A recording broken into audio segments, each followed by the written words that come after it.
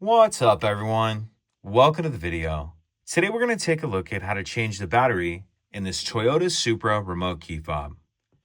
This key fob is going to work on the 2021 to 2026 Toyota Supra, and it's going to use replacement battery CR2032. I'll put a link in the description box of this video to where you can find these replacement batteries if you're in need.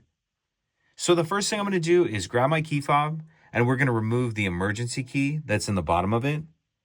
That's done by pressing this button on the side of the key that my thumb's on, and then the emergency key will pull out like that.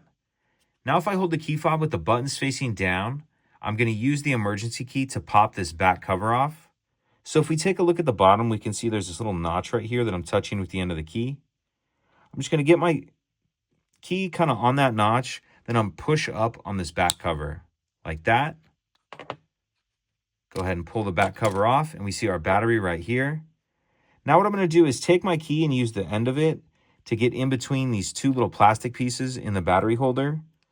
Get in between them and then just get on the edge of the battery and pop it out of that holder. Then I'll grab my new replacement battery, and you want to make sure that you're installing that with the plus side up, positive side up. And I'm going to tuck this edge in first, like that. Then snap the battery down into place.